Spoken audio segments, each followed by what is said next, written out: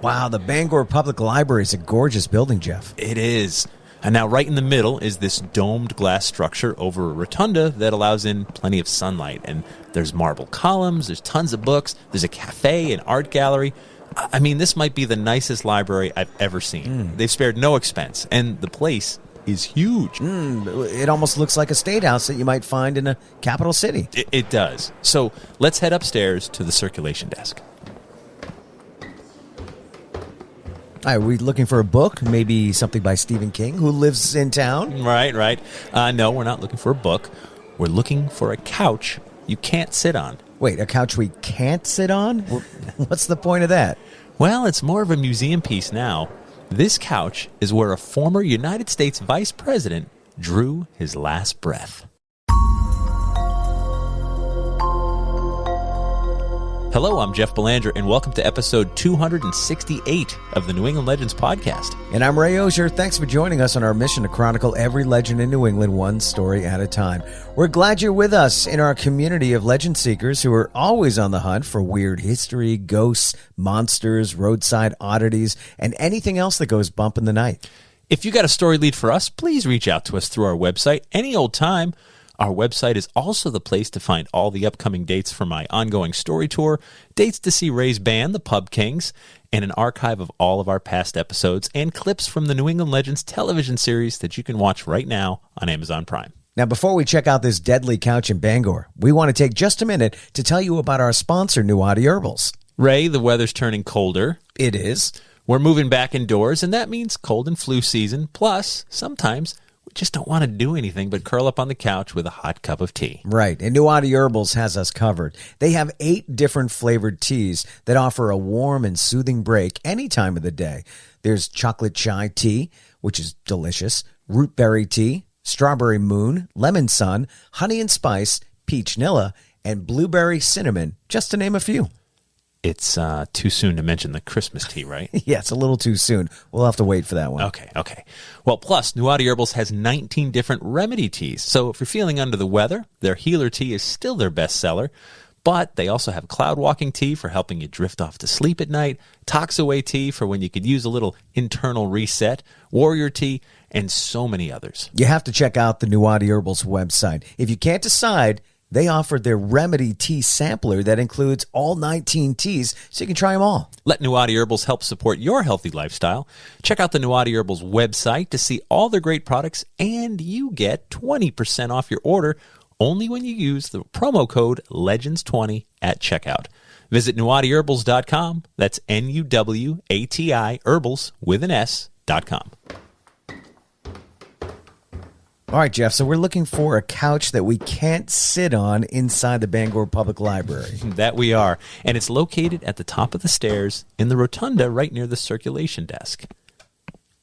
And here it is. All right, well, it looks like a simple red leather couch with wooden armrests and a wooden board that rises above the stuffed leather back.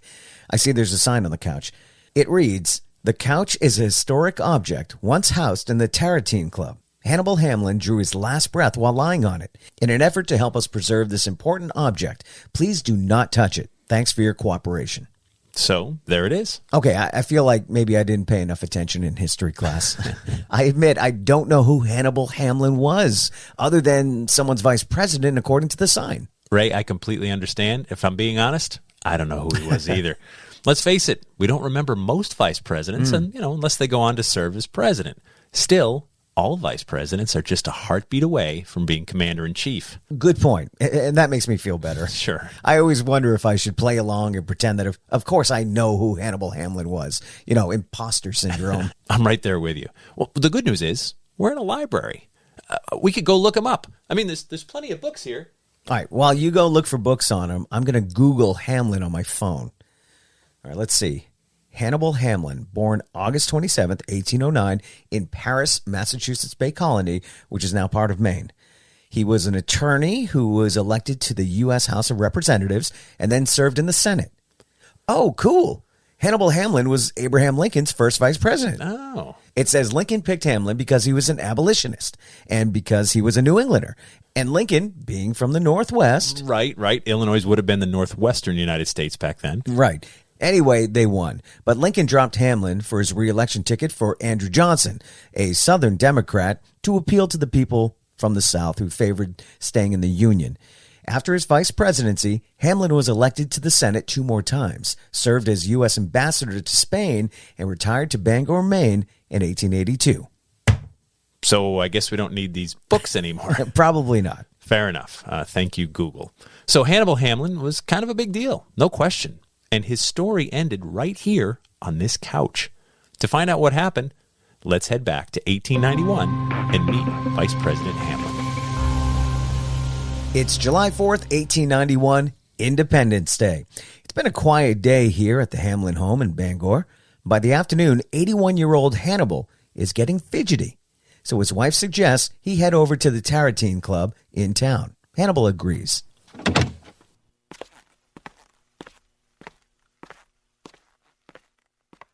The Tarotine Club in Bangor is an exclusive establishment located over on Park Street. It was founded 7 years ago in 1884 by 31 wealthy Bangor men who wanted to create an exclusive club where they could, hobnob with each other, have a drink, and congratulate each other on being masters of the universe. Lots of cities and towns have places like this, and the Tarotine Club is Bangor's. It's also worth noting that one of the original 31 men and the first official member was Hannibal Hamlin. He's also the current president of the club. Hannibal arrives at the Tarotine Club just in time to sit down to a card game of Pedro. Now, sitting at the table, there's Philo Strickland. He owns a bunch of timberland. There's also F.W. Carr, the superintendent of the Adams Express Company. And over there is Gilbert Howell. He's with the firm Ross and Howell. And Hannibal Hamlin makes the fourth. The 4 men start playing cards.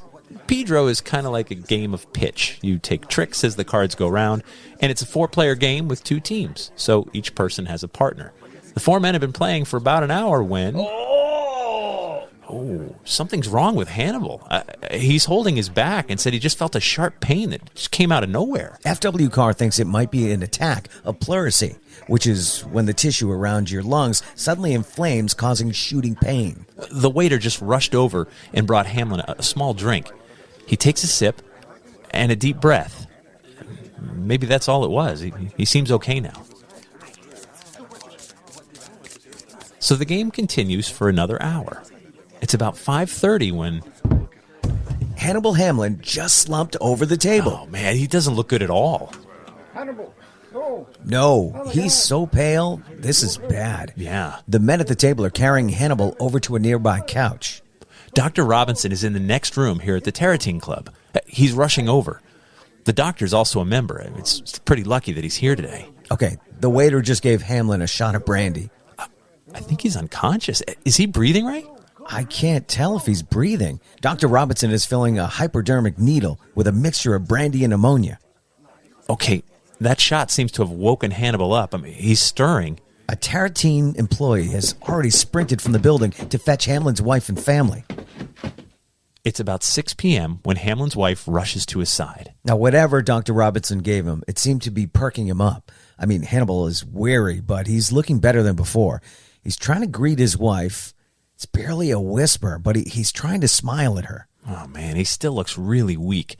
But there's hopes that this was just some kind of bad spell and they can send him home soon. But for now, the doctor says they should just let him rest right here on the couch. It's just after 8 p.m. when Hannibal Hamlin seems to be taking a downturn. His breathing is growing shallow. Oh, this isn't good at all. It's 8:15. Hannibal Hamlin is gone. And that brings us back to today. Today, Vice President Hannibal Hamlin is buried in the Mount Hope Cemetery in Bangor. There's a statue that you can see of him downtown. The Tarotine Club is now a restaurant on Park Street where you don't need to be a member to dine there or grab a drink. Then there's the couch. Right. This couch right here in the Bangor Public Library.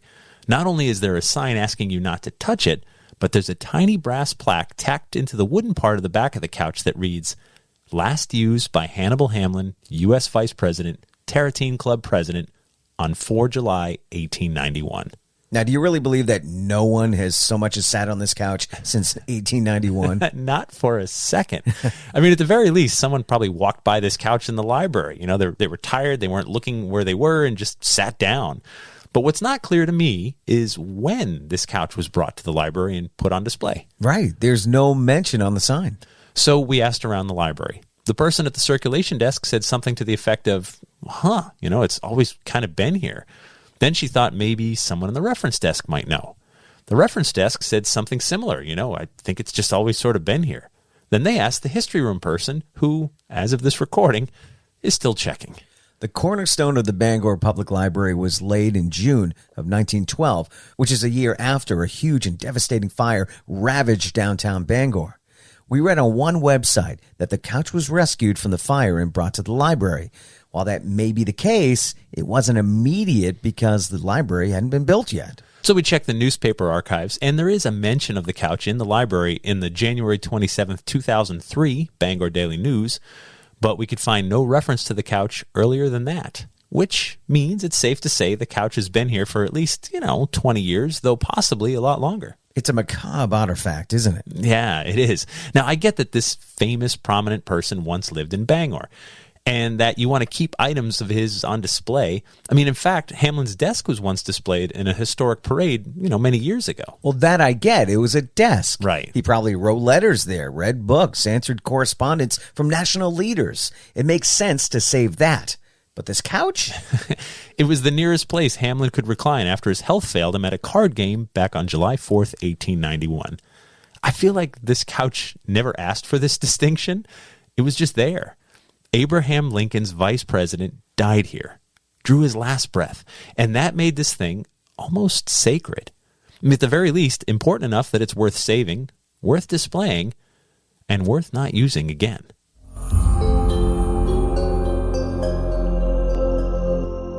And that makes it legendary. What a great roadside oddity. Yeah, I agree. And that brings us to After the Legend, which is brought to you by our Patreon patrons. Our Patreon patrons kick in just $3 per month, and they get early access to new episodes, plus bonus episodes and content that nobody else gets to hear. And that little goes a long way when you all help us out. You keep the lights on, you help us with our hosting and production costs, marketing, everything else it takes to bring you a new story each week. If you can help, please head over to patreon.com/New England Legends to sign up. So we should point out that the description of Hamlin's final hours were pulled from the July 6th, 1891 Evening Express newspaper out of Portland, Maine, which was very descriptive. And only 2 days later, so the accounts were pretty accurate, right. I'm sure. Pretty recent, the breaking news. So I was thinking about this. Would that couch have been saved if Hamlin was almost any other president's vice president? You think because it was Abraham Lincoln? Lincoln is probably the most sacred name in U.S. presidents. Lincoln and Washington, right? Yeah. Oh, sure. Yeah, like those two, which is funny. Those are the first two that you learn about in history class. They're the biggies. And I always thought they were 1 and 2, the first two presidents. Not even close. No, they're not at all. Not same lifetime, Nope. nothing. Yeah, no, none of that. But Lincoln's name has become sacred. And I didn't know I didn't even know he dumped his first vice president. I had no clue. But he did. He got because he was overshadowed by Lincoln. Well, absolutely, right? and obviously wasn't needed, although Lincoln's second vice president was needed. That's right. Because Lincoln, of course, was assassinated, didn't finish his second term, and then his second vice president did take over as president. I wonder how... This guy was like, I could have been so close. And it was just for political reasons, right? Lincoln was a Republican and chose a Democrat Southerner as his running mate to try to keep the Union together. Sure. Trying to imagine those days where you could have a one party, president and a different party vice president. We could learn a lot from history. We could learn a lot from Lincoln. Although it didn't end well for Lincoln, so because of that choice. But anyway, he's like one of these revered figures. And so Hamlin is such a direct connection to Lincoln that the couch became something so important. But at the same time, I mean, it's there, right in the lobby of the library. I'm also wondering if there wasn't a lot going on in Bangor, and they're like, this is our only chance to preserve history. Come on. So we'll just make this guy famous. He is famous. There's no question. I mean, there's a statue of him right in downtown. Well, yeah. A vice president coming from your town. That's a big deal, right? I mean, although... we just don't remember the VPs, you remember from your lifetime, a few back. Yeah. But at some point it gets a little hazy, doesn't it? I think so. What if Kennedy was from Bangor. Right. When he came around, would they have taken this statue down to put Kennedy up? I don't know. You know what I mean? Like, Or- that's all they had at that point. Or a second bigger Kennedy statue, right? Like, I don't know, right? Yeah, I'm not sure. But yeah, so I think that connection to someone that sacred. I mean, Lincoln is beyond historic. He's elevated. But you have to explain that to people, though. When they say, well, who was this? Well, that's Lincoln's vice president. Oh, Lincoln's vice well, president. that's big. Now I got to take a longer gaze at this thing. I mean, all right, let's now I'll take a picture. Let's do that same example. That was Warren G. Harding's vice president. Oh, okay. Well, whatever. We're gonna get a drink around here, right? Exactly. Like, I mean, what did he do? Yeah, right. I know, right? So, but still a president, still a vice president, still a heartbeat away from running the country. Did Garfield ever cross a river? Yeah, I don't know. Washington did. Right. We know that. Washington. Did Garfield do anything? Washington. He started a comic strip, which was kind of cool. Right, with Odie. Yeah, well done. Jim Davis, thank you. But Washington was probably the best president ever because he's the only one out of all of them from first to present day who did not want the job. That's true. He's the guy. He's the guy that said they're like, we want to make you king, and he's like, what? We just fought a war so we wouldn't have kings. Yeah, and they're like, well, such then a good point. You should be president. He's like, I don't want to be president. I was a general. We're fighting I served against this, but he knew he was the only person that everybody could kind of agree on. Yeah, that they would be like, because so much bickering. No, this person should be. This party. We should run it by committee. It should be a parliament. It should be this. And he was like, yeah, I'll do it. And that it was his country called again, and he served. Everyone else wanted the job, which makes me ask, what's your motivation? It afforded him some nice wooden teeth. Yes. Hadn't he taken that job? And who knows? He's on the dollar, which won't even get you a beer. Isn't that sad? It is so sad. It's not on the $1,000 bill. Is there a $1,000 bill? There is. Must be a $1,000 there is. bill. Yeah. My uncle had one. I've never seen one. My uncle had one, and he used to show it to me, and I forget who was on it. Someone's Googling. Quick Google, because we can't leave people hanging. Yeah, you got to do that. Yeah, all right, I'll look it up. So, my uncle had a $1,000 bill and that he carried in his wallet because it's the kind of guy he was. But we're almost there. $1,000 bill. But yeah, so these presidents are, sacred, and there's the connection in Bangor. So, by the way, this is my radio show every morning. You I Googling Google something? as I'm talking. I don't do research beforehand. Right. I'm like, oh, you know what? I'm going to look this up. $2 bill is Alexander Hamilton. Right. There was a $500 bill. Who knew? William McKinley. There you go. Okay. The $1,000 bill is. I feel like we should know this. No, why would you? What, you have a bunch in your wallet? No, it just seems like a random fun fact that we should all know. The original $1,000 bill featured Alexander Hamilton, but he's not anymore. Oh. Hamilton was replaced by that of Grover Cleveland, 24th president. Sure. Grover Cleveland. So he's on the $1,000 You would think bill. that as the number goes up, well, no. There's more $1 bills than $1,000 bills out there. So you're seeing him more. I found a great website. Hold on, there's more. There was a $5,000 bill. Wait, there's more. There's a $5,000 bill that was graced with the portrait of James Madison. And my goodness gracious, there is a $10,000 bill. Solomon P. Chase. Okay. Was he even a president? No, he was not. He was just a politician. And wait a minute. It goes on and on. Are these still in circulation? No. There's a $100,000 note featuring Woodrow Wilson, and that's it. That's what we got. Wow. Okay. I learned something here today. Me too.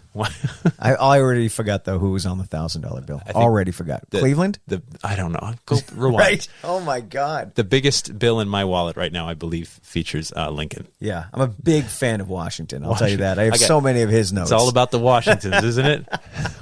Just changed the P. Diddy song. That's right. That's right. Yeah. So now, by the way, I should point out there was one website. Because when we do research these things, we check all around.